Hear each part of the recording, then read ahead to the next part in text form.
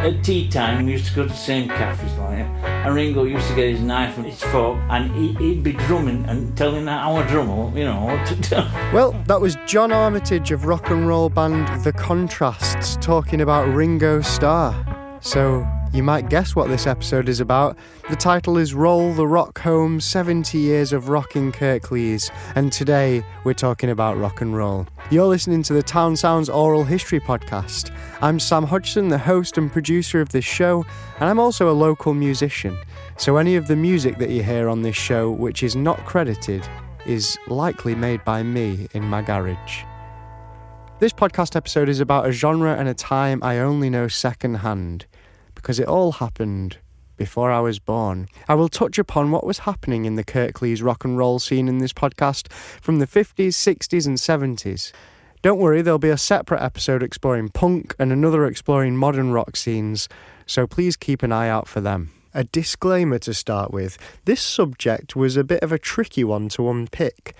Sources are hard to come by, memories have faded, and the dates when things exactly happened are disputed. Even the most trusted source on the matter, a book entitled Do You Want to Be in a Group by Roger Mallinson about the Huddersfield rock and roll scene between 1957 and 1963, begins with the following text. How was it, I asked Paul, that in 1957 we managed to persuade people to pay good money to watch us perform crap music in public when we had no visible talent, equipment or transport? After we had scratched our heads for several pints, it became clear that neither of us could remember the answer. At times, whilst I was interviewing my guests for this episode, I could not help but feel that some of the stories being told about the 60s rock and roll scene were narrated in a fashion closer to myth than truth. But then I wasn't there, so I can't really say for sure. The 60s rock scene was a blurry time, it seems, hazy with the smoky venues that no longer exist, and many of the people that are sadly no longer with us either. Further to the confusion, recorded music of this area is pretty hard to come by. For this episode then, I needed some help. In fact, I needed quite a lot of help. Our speakers for this episode today then are Colin Binns, i.e. Mark Fender of Mark Fender and the Trackers, Graham and Paul Rushworth of Denny and the Witchdoctors, John Phillips of Jab Jab and Rockstar, John Armitage of The Contrasts, and Roy Noel of Bob Adams and the Limits. And to fill in some of the gaps, we'll also hear from longtime washboard player Gordon Wood, local music enthusiast and radio host Laurie Stead, and Peter Philpot, brother to Graham Philpot, who performed with 60s rock band Creed. Here's Colin Binns to start us off. It was exciting. It was exciting because all we'd had up to then was washboard, tea-chest bass and skiffle. It dramatically changed with the advent of rock and roll and amplification. In this episode then, I will work as chronologically as I can through the foggy history of Kirklees rock and roll. Through speaking to my guests, I'll uncover what was happening at the birth of this genre. We'll hear some local music, and we're also going to hear a clip from the Beatles, recorded in Huddersfield in 1963, and as far as I'm aware, it's not been heard since. What do I do? What does he do? Well, I tell you what George does. He goes to the pictures. I go to the pictures. Reads Tolstoy. I read Telstar, and play records and play the banjo. Beethoven's poem.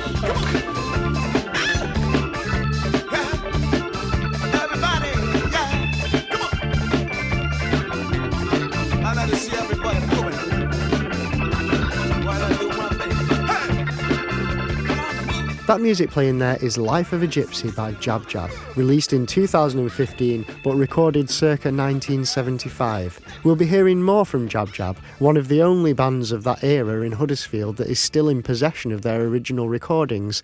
However, we have some history to get through before we arrive at Jab Jab, who weren't formed until 1970-ish. 3 of the bands on our list today were formed in 1958. This was an exciting time. These were the primal years of UK rock and roll. When we started our group, because we never called them bands in those days, when we started our group in 1958, we were the very first band to have anything like an electric bass guitar. I met Cliff Richard and the Drifters, as they were then, before they changed the name to the Shadows. And Jet Harris, who was the bass player in the Drifters, said, wow, we thought we were the only band to have a bass guitar. I didn't tell him, of course, that we'd taken a normal electric guitar, bought bass strings and modified it, because you couldn't buy an electric bass guitar very easily in those days, but you could buy the strings for some unaccountable reasons. We got the strings first. It sounded okay. In hindsight, it probably didn't. However, because everything was so new and so exciting, many other people who thought about starting a group up said, wow, what a sound, we want to be like you. And then we decided that we really do need an amplifier, because even the bass player didn't have an amplifier, so he got bass strings on an electric guitar which we didn't have an amplifier for, and so it didn't really sound right. So we ordered this amplifier, a Burns wheel, and it took 2 months to arrive from wherever we'd ordered it from, and we plugged 3 guitars and a microphone into one amplifier, and the sound was utterly appalling. However, we played at a place above Burton's in Huddersfield, and the guy who ran it was a guy called Denny, who then formed his band Denny and the Witchdoctors, having seen us. He played congas and bongos, and when he'd heard this appalling sound that we made through this early amplifier, he said, wow, that's technology. I'm going to form a band myself. And so I went on, and this is how the scene started in Huddersfield, and we were the first proper band. The band Colin is talking about there is Mark Fender and the Trackers. Like many bands, the lineup changed quite a bit. They had a number of musicians play with them over the years, including Dave Rocky Tyus, who is still a professional drummer, and Steve Noon, who now owns Eagle Music, which is an instrument shop in Armitage Bridge. The band went through several iterations that took them in slightly altering directions. Their final lineup was half rock and roll band, half show band. Colin says, we were never really a conventional group, so we were quite unique, I think. We used to leave Steve on stage playing Bach's 147, Oh Jesu, Joy of Man's Desiring, and Spanish guitar with a mic stuck up its flute, while we went down the pub. And it was a great, great time, and we very rarely rehearsed. Colin talks fondly, but in a little bit of shock, as if he can't quite believe it himself, about the band's rehearsals, in that they didn't happen. I don't think they happened. Colin doesn't remember rehearsing with the band. The band would just agree on a tune to play, decide the key, talk about it a little bit, and then just go and play it at the next gig. In the same year Mark Fender and the Trackers were formed, so was another band on the scene, Bob Adams and the Limits.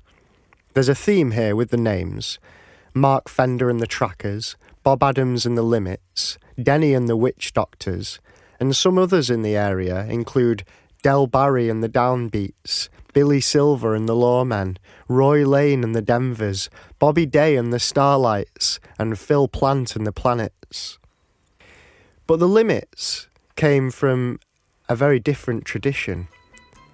Whilst Colin and many others of the generation were performing music for the first time, inspired by the likes of Jerry Lee Lewis, Chuck Berry and Elvis, the Limits already had musical experience. They played in a steel pan band called Sunrise Melody Steel Band. They were one of the first steel pan bands to play on British television in 1958. The music in the background is Kelvin Benjamin soloing with the North Stars Steel Orchestra, another Kirklees band. But we'll have another episode about local steel pan bands later in 2023. For now, let's get back to rock and roll. So what we're hearing is one of the first rock and roll bands in Kirklees came from a steel pan tradition. A few of the members of the Sunrise Melody Steel Band moved over to Bob Adams and the Limits. Both bands were successful. Unfortunately, there doesn't seem to be any recordings of Bob Adams and the Limits. But here's Roy Noel talking about the band and all the places that they played. We played Working Men's Club, we played cinemas, we played Royal Albert Hall twice.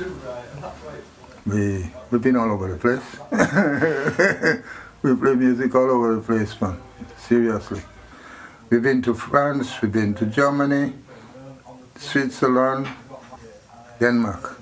We went to the Caribbean in '66 and we got some heavy financial problem down there, and I had to finance most of the venue we go into and so on, and we get some bad disappointment. I said, "One, I'm going to break up this band, you know. I don't like what's going on because I sell my house, it costing me a lot of money and things like that." So, and he says to me, "You see, Roy, I feel like that too, you know. We're not getting a fair deal, you know. The manager was not giving us a fair deal, and we're ramming the place everywhere we go. We ram it out, you know what I'm saying? And we broke up the band in the Caribbean. It was sad. It was sad. You know, I'm the first black man that actually buy a brand new house in Huddersfield." Even the most enjoyable times in the lives of musicians are not without their difficulties. One of the difficulties that most bands don't have to endure in this day and age used to be, as Colin touched upon before, just getting hold of some instruments to play. This is Graham Rushworth. I was invited to Mike Bamford's house in Longroy Bridge. His father opened the door and said, "Are you coming about band, lad?" I said, "Aye." "Away you go upstairs into the attic. Michael's up there." And he'd got some sort of a guitar and tuned into a radiogram, which were big in those days. They had a big speaker in them. But not many houses could afford them. And he'd got it wired in to the amp. And he had to sit down on the floor playing this, bang, bang. I'll never forget it. Got a cymbal together from somewhere, and a snare drum, which was an old military snare drum. It wasn't a snare really, it sounded like a tom-tom. And some sticks from somewhere. That started it. You couldn't buy an electric guitar. Graham and his brother Paul played in a band called Denny and the Witchdoctors, who were a shocking sight. They used to perform in leopard skin jackets and wear face masks. And whilst British rock and roll was coming in part from the likes of famous lead American frontmen, there was another influence bursting from the black and white sets beaming from the living rooms. We mentioned before, Lonnie Donegan was really the first person. And if you ask any famous guitarist, well, how did you start? I've read so many biographies. Lonnie Donegan started it. I mean, we'd never seen anything like it. Literally, it was completely new. Nothing to link to the past at all. But to do what he did, it was called skiffle. T-chest bass. He didn't have a bass guitar, but wooden T-chest with a broom pole handle on it and a bit of string attached to it, playing it like a double bass. And a washboard, a washing board, was something a fella been playing it with thimbles on his hands. And that was the basis of your skiffle group. And the runs of these popped up. Let's listen to some washboard and T-chest bass then. This is a blues song actually, 1 Hour Mama by Porter Granger, performed here by Huddersfield band Hokum, who in 2023 have been playing together for 30 years.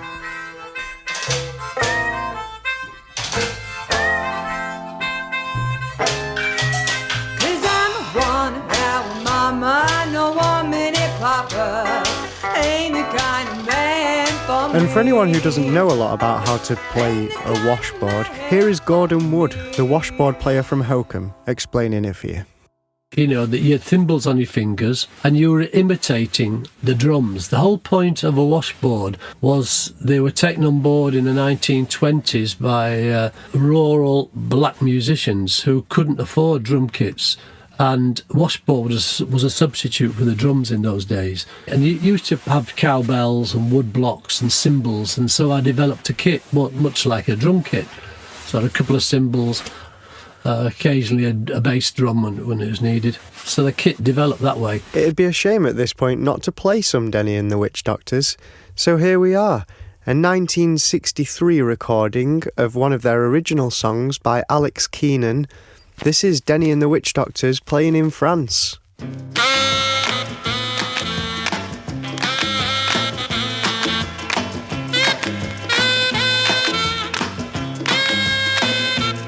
Come on and dance, it will make you feel so good. Come on and dance, I am sure that it's the mood. Won't you come try to surf with me, see how good you can really be. Won't you dance, won't you dance, won't you dance, won't you dance with me. This was the early 60s, and most bands in Kirklees, and in fact around the country, were playing cover versions as opposed to their own songs. Hence, the song we've just heard is one of the only recordings of Denny and the Witchdoctors that we're permitted to use on this podcast. But there was at least one band on the Kirklees scene who were creating success with their own music. This is The Contrasts with I Can't Get You Out of My Mind and their frontman, John Armitage. I can't get you out of my mind, no, no, no, no, not me. I can't get you out of my mind. I see your face in every place. Get you out of my mind. If the Beatles can write the stuff, we can write them. And I worked on it, and I sat in a room outside with me acoustic guitar. I kept working on it, and I wrote a few more numbers. And Bill, he was good at lyrics with Bill. It was going down very well, but we had a letter from George Martin asking us to send a few of his material down, which we did. We were the first group to play in the bars, because when we got down to Pwllheli, Mr. Johnson approached us. He said, I want you to put your violins and your cellos in the room at the side of the stage, which was a big Venetian bar. It had a revolving bar. It was huge. We said, we don't have instruments like that, you know. And what do you have, he says? Guitars. Oh, he had a fit. We went down very well. The Bill John was just talking about was actually Bill Forbes, who was singing lead on the vocal on the recording we've just heard. The Contrasts were signed to EMI, and they recorded their songs at the famous Abbey Road. Here's John again talking about his experience at the legendary recording studio. He recorded you as a group, all playing together. So he didn't separate you. And there were only a 2-track machine. And I said to George, I said, where do you get your echo from? Oh, he says, we've got a long tiled room. He says, with a mic at one end and a speaker at other. George put the piano on. I thought he was absolutely wonderful. No snobbery whatsoever. He made us feel so welcome, you know. Well, we bring everything together now, because the most famous band that recorded at Abbey Road, and the band that got George Martin famous, and a band that came from skiffle was, of course, the Beatles. And everyone has something to say about the Beatles. Here's Roy Noel again, who had a personal relationship with the band. When we met the Beatles, we ended up in the same venue, playing in the same place. They wasn't professional yet, you know, and I was intrigued by their band, you know. And so they was with us, you know what I'm saying? They were nice guys, you know, really nice guys. Mm-hmm. In fact, when we were together and we're chatting like me and you chatting on and going on, you would not think there was wise guys that sit down there talking with us. We were talking the same language and we're saying the same things, you know what I'm saying? Yeah, and they were very nice guys, yeah. We played with them twice. And here is local radio presenter and producer Laurie Stead, who met the Beatles when they came to Huddersfield. He still holds archives of interviews that took place with famous bands of that era in Huddersfield. However, I have one or two, yes. The only trouble is that in those days you recorded on reel-to-reel. You take this small suitcase with you, and reel-to-reel deteriorates over the years, and it wears away. So I've lost quite a lot of those. And also, in the very early days of going out interviewing, hospital radio plus the individuals in it, myself included, had very little money. So we used to record over the top of these tapes. It strikes me then that reel-to-reel is a bit like memory, in that slowly and over time it fades away. Laurie Stead, who still has a vivid and exactifying memory, has lost the hard copies of many wonderful interviews over the years in this way. most noticeably his interview with the Rolling Stones. He still kicks himself for that one. However, he's got interviews with Dusty Springfield, the Hollies, the Animals. A lot of it has never been heard again. These are completely unique, largely unheard recordings, and a wealth of content lies within them. There is some good news then. But the one I have kept, and I've got it all, and I've transferred it to CD, is when the Beatles came to Huddersfield. Well, I'm standing at the moment outside the ABC Cinema in Market Street. The time, looking at the clock across the road, is 5 minutes past 11 in the evening. Outside the ABC, there's thousands of people around. Now, Susan, why are you and everyone, why are you all here? We're all queuing to get tickets for the Beatles. It was quite a scene on the night of the Beatles' appearance. The police had obviously gone to great lengths to organise the queues in order that no one would be crushed. Crash barriers had been erected all around the theatre and down the centre of Market Street. All around were policemen and St John's ambulance men. And to add to all the excitement, the fire brigade arrived. Now, if you had been at the ABC on Friday evening, this is what you would have heard when the Beatles were on stage.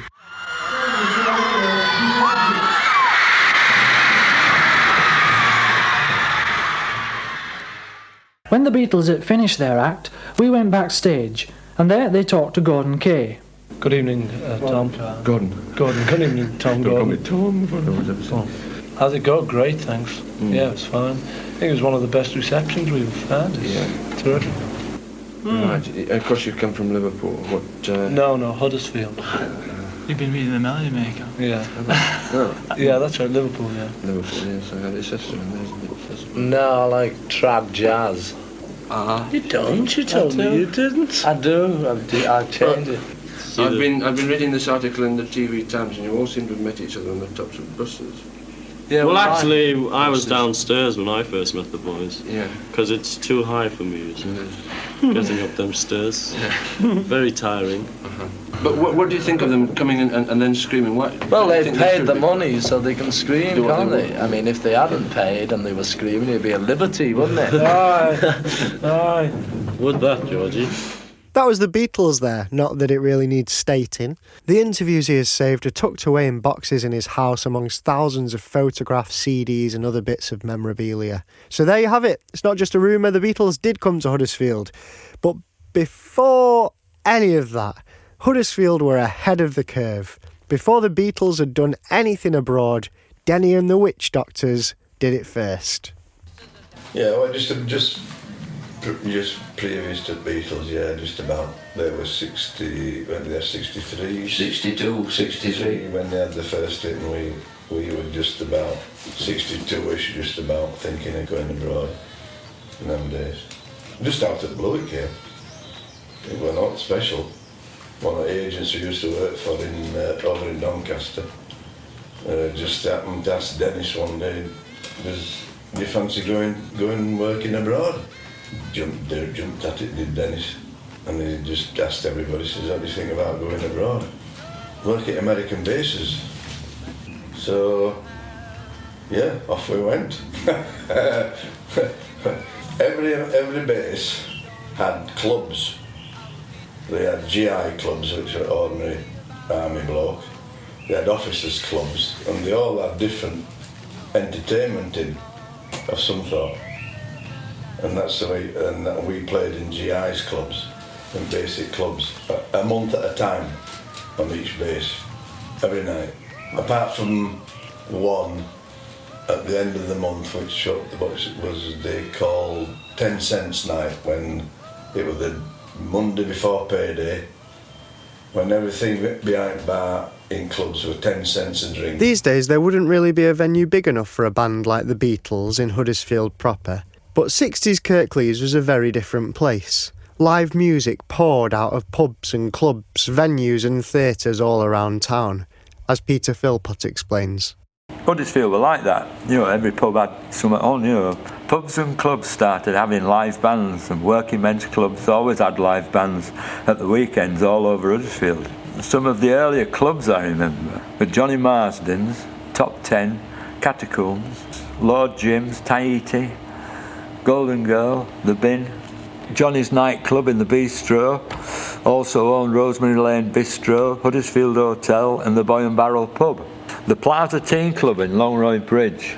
Well, it were an old cinema, I think it was, anyway, unless it were something to do with church. The Moody Blues played there, Pink Floyd played there, the Kinks played there. I think every band that were coming up into top league before they became famous played there. I remember Beatlemania hitting Huddersfield, the ABC Cinema. That was the host to the Beatles, the Rolling Stones, the Kinks, the Searchers, Dave Clark 5, Cilla Black, Gene Pitney. I interviewed Peter Philpot in the Northern Quarter live music bar in the centre of Huddersfield. It's a venue very close to my heart, and in fact I was the events manager there for 5 years. Peter spoke about one of the most famous live music clubs in Huddersfield at the time, still mentioned around town by many people now. Known by many for its famous folk acts, but with a strong link to rock and roll too, the Builders Club was on 2830 Wood Street, which is now home to the Northern Quarter. But the Builders Club has become legendary over the years, even mythical. Who knows what was true and what's not? It's said that the bands that played there include Thin Lizzy, Judas Priest, Medicine Head, Lindisfarne, Wishbone Ash and Mark Bolan. I've heard lots of tales about the Builders Club, many that directly contradict each other. Rumour has it that because the venue didn't have a landline, bands used to have to ring the phone box at the end of the road at a certain time of day in order to book a gig. And another rumour, more outlandish still, is that Paul Simon asked to play at the Builders Club, but the venue couldn't afford the £20 he asked for as a fee. I don't know about that. The eventual closing of the venue has even more myth and wonder around it. Sources say that the police were trying to close it for years. Marijuana smoke billowed out from the doors, and 60s hippies dropped out and danced the nights away to loud rock and roll. It's told that the police eventually caught the venue out, but on a technicality. The venue was only supposed to serve beer to members, and only members could play the one-armed bandit. But one stormy night in the middle of winter, or perhaps a sunny afternoon at the end of summer, an undercover policeman was served a beer without membership and then had 8 rounds on the slot machine. Or was it 12 rounds? Depends who you ask. And that was that. The venue was closed, or so the story goes. What really happened? Who knows? The venue closed in 1974, by which time there was a new band on the scene.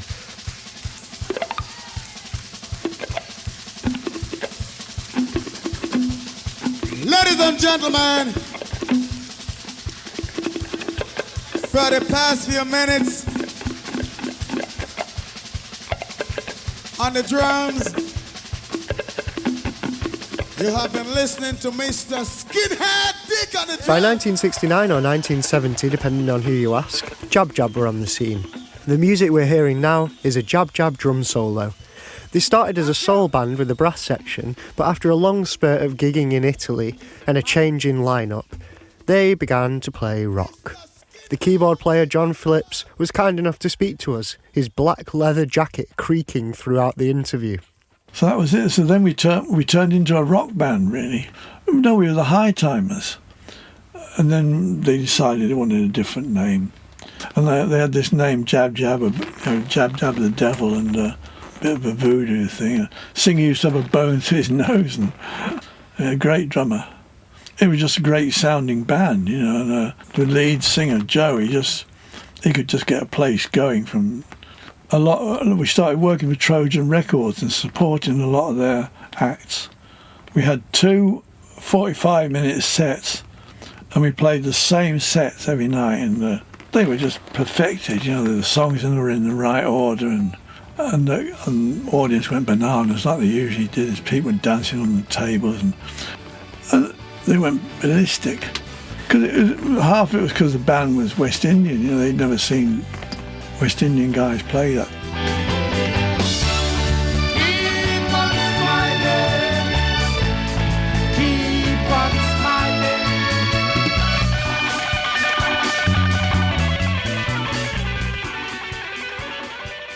That's Jab Jab again, with Hoping to See the Sunrise. John Phillips was the keyboard player in Jab Jab, and then he went on to create his own music under the name Rockstar. Around 1974, Jab Jab took another musical turn. Moving away from rock, they began performing music that was rooted in the Caribbean, soca, reggae and calypso. By this time, many of the venues had closed or changed direction. The members of local rock bands got new commitments. Families and jobs took over. New music was becoming popular. Disco, glam rock, synth pop emerged. Solo artists could now do more intricate things and charged the clubs a smaller fee than a full band. DJs were spinning floor fillers and mixing twin turntables in ways never heard before, and rock and roll in Huddersfield made way for the future. So I wanted to get an electronic drummer, move into electronic music, get electronic drums and new age or whatever was going then, because all that was coming in, you know, like orchestral manoeuvres and stuff. So then I moved into like that side of music really. Still rock music, but electronic. I used to play bits on my own, you know, like bits, and I used to DJ and then play some stuff on synthesizer and vocals and stuff, you know. Futurist club, new romantic sort of thing, you know. All that. People getting dressed up, hair was all up. And that went really well for about 6 months, and then they went bust because the guy running it was fiddling all the money and stuff. And so it goes. Music scenes like the waves of a great ocean bulge and swell into momentum and become so huge they foam and hiss and roar. They appear so massive that it seems nothing could ever stand in their way. No force on earth could ever end the power of such a mighty mass of water. And rock and roll did this. It towered above everything that had come before it. It left genres like skiffle in the shadows as it frothed and boiled into the sky. Its chords rang in the ears of audiences hours after gigs and still years later. But then something happens. As the white horse lowers its head, it occurs without anyone even registering that it's happened at all. The wave, as mysteriously as it appears, becomes nothing more than a hazy memory. Either it crashes down into the shore, or peters out back into the sea, or somewhere along the way it kind of just becomes a different wave. Like a dreamed melody, we wonder, did that happen? Did those years unravel the way that we think they did? Was it 1957 or 58 that it started? I think his name was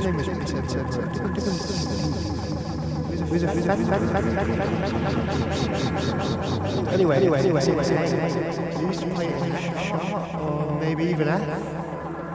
This episode really is such a tiny snapshot of what was happening with rock and roll in Kirklees in the 50s, 60s and 70s. I could have told this story in 1,000 ways, all from different perspectives. There are many topics I haven't touched upon at all. Each person I interviewed for this podcast episode spoke for at least an hour and a half, some 2 or 3 hours. The history, whilst misty, is so vital to this town. It runs through the veins of the people that lived it, not remembering exactly what happened, but knowing very intimately that whatever did happen was amazing. It was important. It was full of life and enthusiasm and spontaneity. It was building improvised instruments, performing gigs without practicing, touring the world on a whim, forming bands with strangers, all plugging into one amp, meeting the stars, running out of money and crashing so hard on the shore that the sand is still wet. The final track I want to play for this episode is controversially perhaps not rock and roll at all. It's not rock and roll, but it definitely does have something of that in it. Over the years, rock has moved through prog and punk and psych and grunge, some of which I'll speak about in future episodes. But in some music today, you can still hear faintly, as if from a distant chord out of a bedroom window, that at its heart, it is rock and roll. So here we go, this is Sick at the Fair by Knuckle from their 2023 album, Life's a Bench, Then They Put Your Name on It.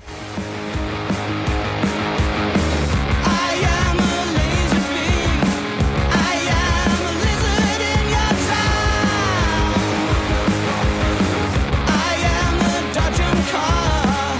I am a blizzard in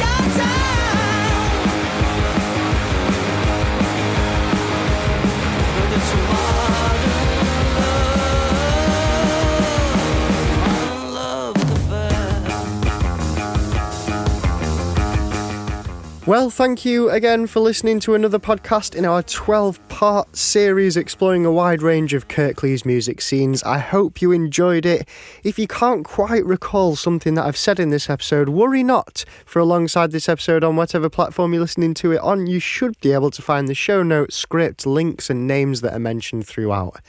The conversations heard in this podcast were recorded by me and Mandeep Samra over 2021 and 2022 for the TOWNSOUNDS Oral History Project. Full recordings of the conversations can be heard at the West Yorkshire Archive Service.